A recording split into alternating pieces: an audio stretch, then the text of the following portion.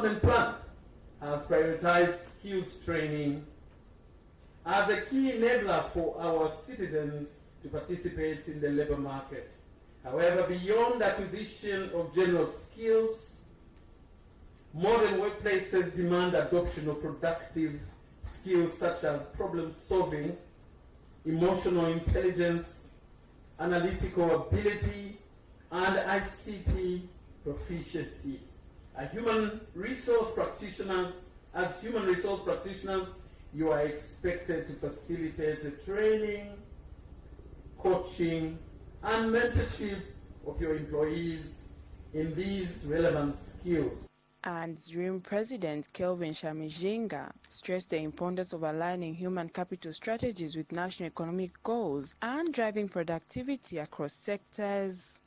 We are aware that as HR practitioners, that the profession of human resource management has increasingly assumed a very critical role in managing the dynamic of progressive organizations in the national economy of our nation. It is therefore vitally important for all of us as members of the profession to play our part to contribute to the growth of the national economy. We need to play a key role as business partners in developing various policies, strategies which will enforce the achievement of business goals which translate into improved performance. Meanwhile, Ministry of Labour and Social Security Permanent Secretary Zakaria Luhanga reminded HR leaders to treat performance management with agency, warning that weak enforcement of assessments would no longer be tolerated. This is a very serious matter. Cabinet launched change management this year. So we are now implementing that document. So our appeal is next year, even before we come here, through Cabinet Office, we'll be getting names of those directors who failed to facilitate performance assessments. As long as we come here to stand, we'll be reading out those affected directors. As the summit continues, the Zambia Institute of Human Resource Management is expected to continue discussions on strengthening the profession and aligning human capital development with national priorities. Prudence Motelo reporting for Sun TV News, Livingston, Southern Province. The National Pension Scheme Authority, NAPSA, has announced plans to invest in mineral value addition, aiming to support national development, enhance member benefits, and maximize Zambia's mineral wealth. Director General Muyangwa emphasized the need for the country to shift from exporting raw minerals to developing local processing and manufacturing capabilities. He noted that Zambia currently operates at the lower end of the mining value chain, exporting raw or semi-processed materials, and highlighted that this initiative will not only boost national development but also benefit NAPSA members directly and indirectly. NAPSA envisions an integrated industrial model where processing plants source raw materials from small-scale miners, refine them domestically, and produce finished products for export. According to Mr. Muyangwa, the broader economy stands to gain through increased foreign exchange earnings and exchange rate stabilization. The authority has committed to working alongside the government and private sector to bring this vision to life and has invited qualified partners to submit investment proposals that align with its strategy for inclusive, value-driven economic growth. Right now, we are mostly playing at the raw material and maybe stage one of value addition. But that's not where the real money is to be made, and therefore the real benefit to the country in terms of realization of value from the mineral wealth endowed in this country will be. NAPSA and the government, in response to that, you've heard the president on many times talk about the need to include citizens in the beneficiation from the mineral wealth. That is NAPSA responding to the call for adding value to our mineral wealth. What is NAPSA trying to do? We're looking for proposals of those who are experts in the field. The University of Zambia, UNZA, has submitted a revised comprehensive financial sustainability plan to the Ministry of Education and the Ministry of Finance for final review as government seeks to address the institution's significant debt burden. Ministry of Education Permanent Secretary Dr. Kelvin Mambwe confirmed that the long-awaited bailout proposal developed by a joint committee of government officials and UNZA management is now awaiting approval from top officials. He noted that the plan has undergone multiple revisions after initial concerns were raised by the government. Dr. Mambwe explained that once both ministries reach an agreement on the strategy, the government and UNZA will begin its implementation to tackle deep-rooted financial challenges. He revealed that UNZA is currently burdened with a massive debt exceeding 6 billion kwacha owed to staff and statutory institutions.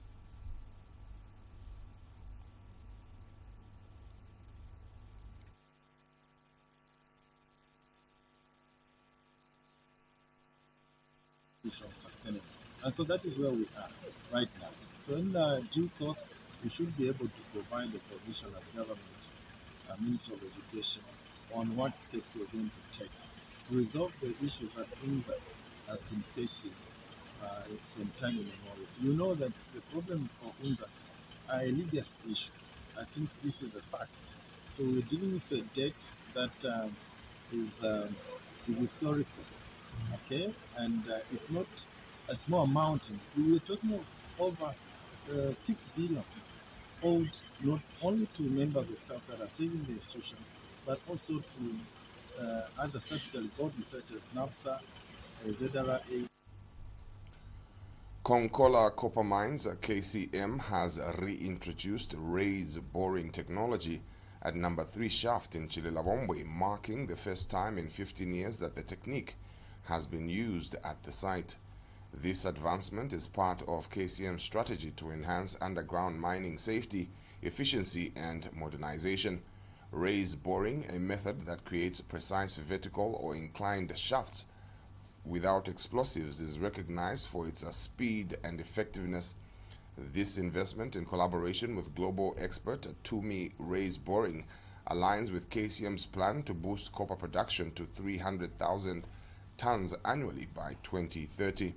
The technology will play a key role in draining water from previously inaccessible underground areas, improving safety and unlocking new mining zones.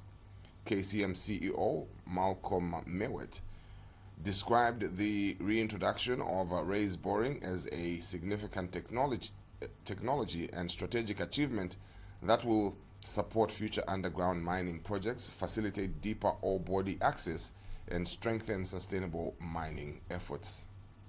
Passes, right? So when you're tipping ore from one level to another level, so it's you're using gravity to assist you.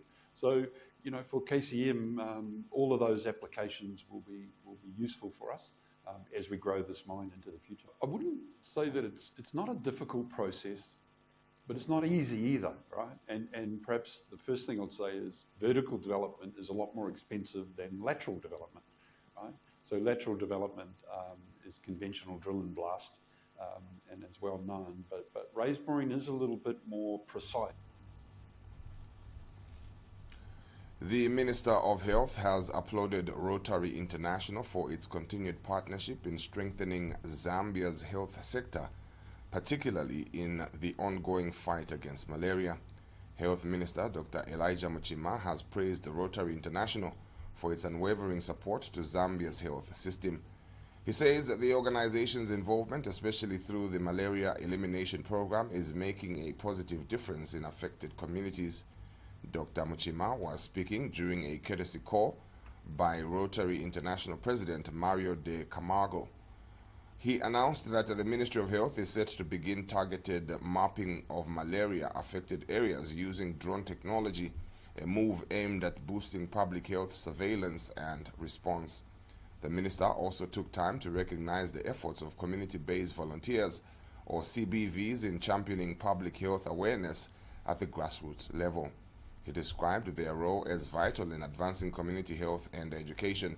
Meanwhile, Rotary International President Mr. Camargo reaffirmed the organization's commitment to Zambia's development.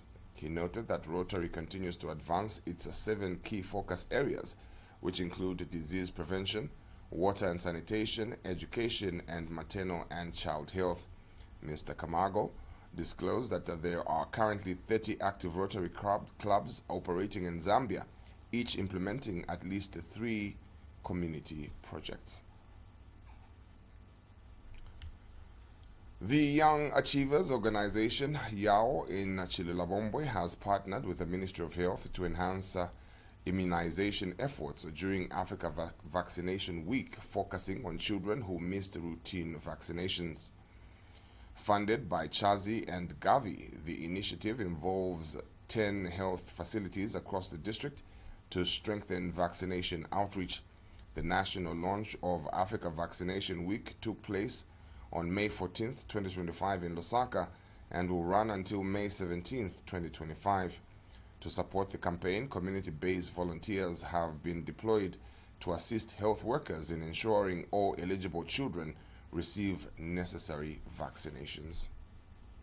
Following the launch of Africa Vaccination Week in Lusaka yesterday, Young Achievers organization in Chililabombwe has taken proactive steps to support the Ministry of Health in ensuring no child is left behind in immunization efforts. The initiative, funded by Charles and Gavi, has engaged 10 health facilities across the district to reach children who missed their routine vaccinations. Today,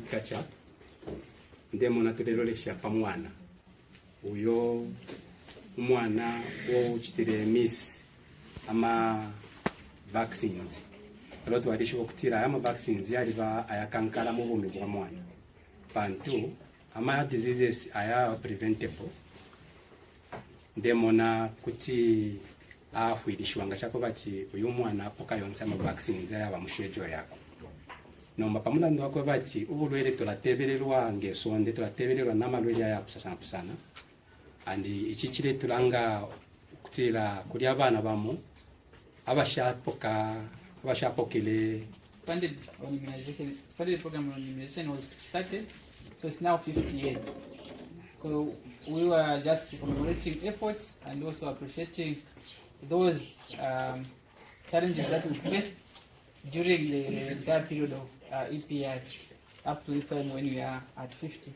So equally as Chililabombwe, so I may not talk about what happened at national level, equally as Chililabombwe, we should be in the same spirit of the EPI at 50. So we are also trying to appreciate the challenges and see how do we up our game. And 0 dose. We know you're going to also vaccinate the routine, but how many defaulters are you targeting? Today, the organization held a stakeholder meeting with representatives from the 10 health facilities to understand the challenges they are facing. Then yambi banatupera ma wrong address. Bantu tumwasango ko bataba kwishiba imwikara kwisa ifota tukushibe twachira. Na yambi challenge tuwe kwata futhi ama cards. Since munaenda tumukakona kuma district yambia inaba nenzu kuma district yambi mukabebeko. Yalo documenting wambi balepera fina mtungo mwana wabe ntabalembele. Kwanga isa kuno kumwana tabalembele imi. Koma nesulanda shanu ushalembele shitachi. We don't have recommended registers. We are just using improvised ones. And then if you don't have recommended registers, you might be missing some indicators. Aya nifwa ipokwebati, touch the capture. Kwanda wakati wafa ba chief youth achievers ukutushira kwa fridge na mfeka sola. Twala kabonsha firafini. CBVs are facing difficulties in terms of being recognized by the community members. So our CBVs vale yake tabakwete kwa ID, tabakwete kwa t-shirt nangufi akaso tikakutete yawe bara ishubiko ku bantu tikati abafumine ku chipatara nangu clinic. So msangati abantu abengi. Project, that is the program in mid-February. So from inception, up to 1 billion. Kufika March, because the data is from January to March, we have vaccinated there 59 children with 0 dose, children having 6, and 53 missed doses.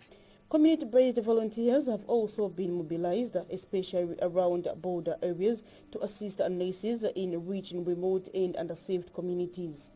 The campaign aims to strengthen immunization coverage and promote healthier childhoods in Chilila-Wombwe. Reporting for Concord Radio News, I'm Dina Soko. National Council of Museums, ICOM President Emmanuel Hamatwi, has emphasized the importance of digital transformation for local museums to maintain relevance and profitability in today's evolving landscape. Speaking during a media briefing in Livingston ahead of the International Museum Day on the 18th of May, Mr. Hamatwi urged the museums to digitize their collections to engage broader audiences and enhance artifact preservation.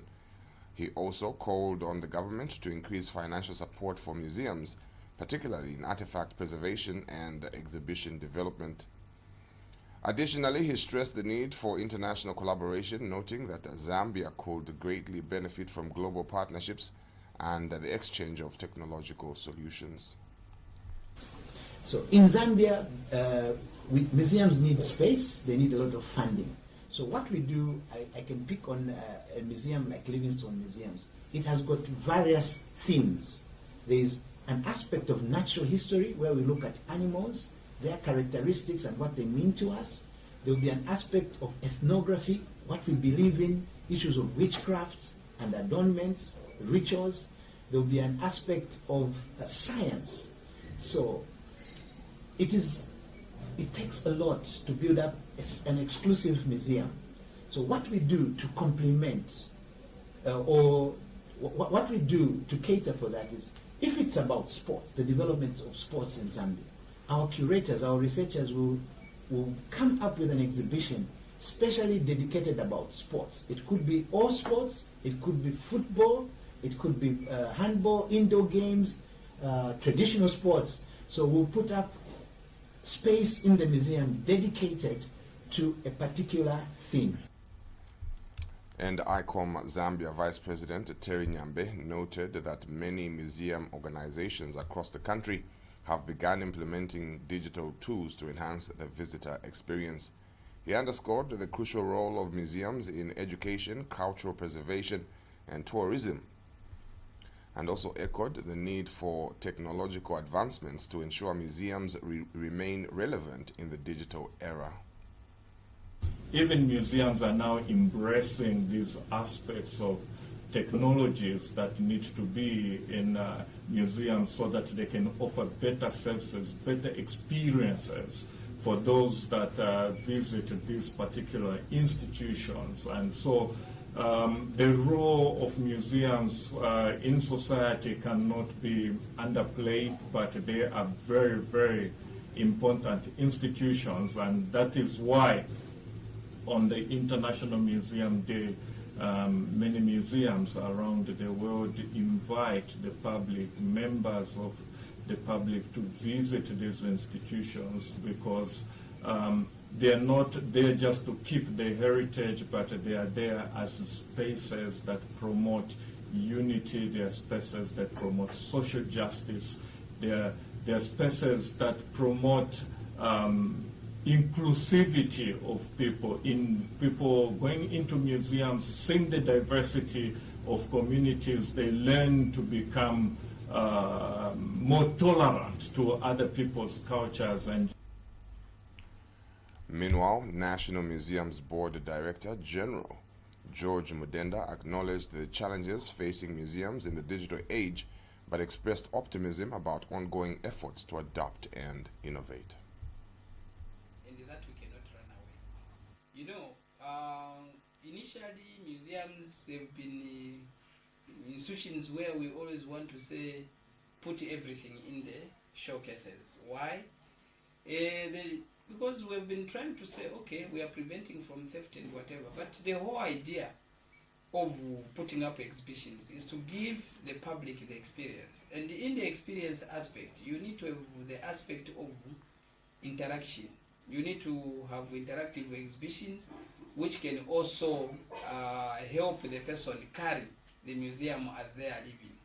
I think now lately you've seen in most cases, like the recent exhibition we opened yesterday, all of you here, you can carry it with you, because why? It has the QR code. That is about digital. And then we are talking about the virtual museums. You have one museum which is like the women's museum and the like. Even ours, it's not always that we should expect people to fly through here. We need to have virtual museum, Livingstone Museum, virtually. We take a break and return with sports. Are your dreams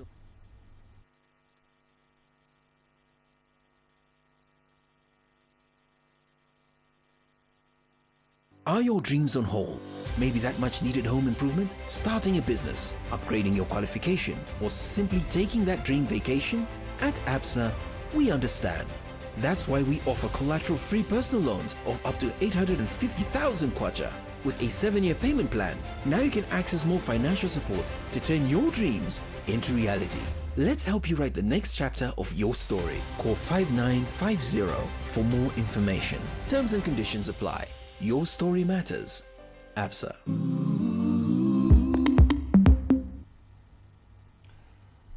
Zambia and Zimbabwe are set to reignite their rivalry tomorrow in the semi-finals of the 2025 COSAFA Under-17 Women's Championship, currently taking place in Namibia. The highly anticipated match mirrors last year's Battle of the Zambezi, where Zambia triumphed over Zimbabwe with a commanding 5-2 victory on their way to the final.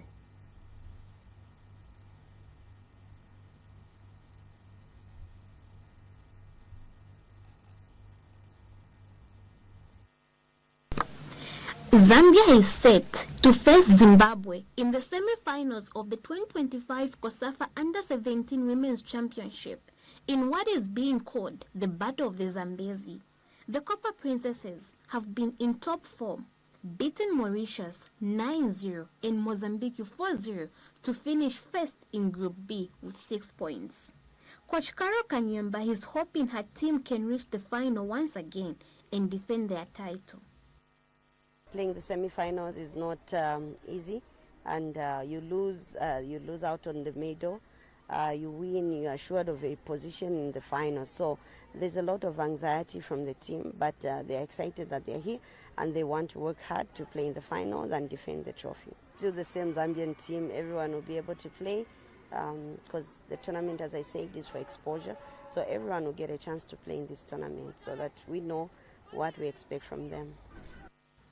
Zimbabwe also reached the semi-finals after a strong 12-2 win over Lesotho. They needed to win by 5 goals to top Group C and went well beyond that. Coach Johan Chikahola says his team is ready and wants to make up for last year's loss to Zambia. Playing against big teams, it's good for us. It tests our levels where we are as a team, because last time in COSAFA in South Africa, they beat us like 7-2. So now it's a revenge mission now. Tomorrow we are going to fight against Zambia. The team remains the same. The approach remains the same. The goal, what we want to achieve, remains the same. So tomorrow we are going to be in the match to fight. The match is scheduled to kick off at 12 hours Central African time in Windhoek, Namibia. Reporting for Sun FM TV, Agnes Nakazwe Ndola. Meanwhile, the Bureau of the FIFA Council has lifted the suspension and imposed on the Congolese Football Association of Zambia on February. The Congolese Football Association on February 6, 2025. The suspension has led to the cancellation of the Congo-Brazzaville's 2026 FIFA World Cup qualifier against Zambia in March. With the ban now lifted, CAF will determine whether Congo can resume its participation in the qualifiers. According to FIFA statutes, a member association regains its rights, including participation in the CAF competitions once a suspension is lifted. However, reinstatement into ongoing tournaments such as World Cup qualifiers is not automatic. CAF will evaluate the case based on the timing of the suspension, its impact on competition integrity and logistical factors. Before the ban, Congo had played 3 World Cup qualifying matches and currently sits at the bottom of Group E with 0 points. Morocco leads the group with 15 points, while Niger and Tanzania share 6 points each in 2nd and 3rd place. Zambia, with 3 points from 4 matches, holds 4th place. And that brings us to the end of this edition of the news. To end, we recap on the headlines. President Hakainde Hichilema has underscored the pivotal role of the Zambia Institute of Human Resource Management in advancing national development, aligning with the 8th National Development Plan. The National Pension Scheme Authority, NAPSA, has announced plans to invest in mineral value addition, aiming to support national development, enhance member benefits, and maximize Zambia's mineral wealth. The University of Zambia, UNZA, has submitted a revised comprehensive financial sustainability plan to the Ministry of Education and the Ministry of Finance for final review as government seeks to address the institution's significant debt burden. In sports, Zambia and Zimbabwe are set to reignite their rivalry tomorrow in the semi-finals of the 2025 COSAFA Under-17 Women's Championship currently taking place in Namibia. And that's where we end. My name is Alan Molly. Do have a great one and stay tuned.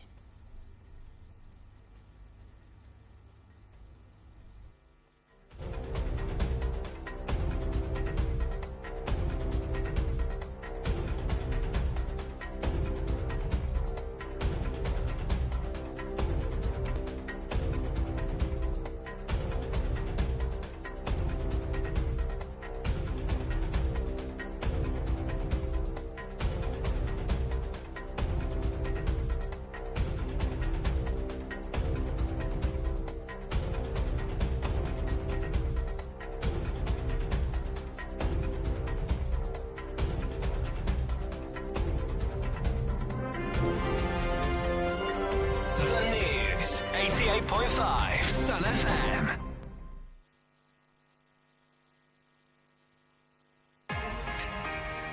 Comprehensive coverage of local and national news, business, politics, and sports. The Sun FM News was brought to you by ABSA. Your story matters.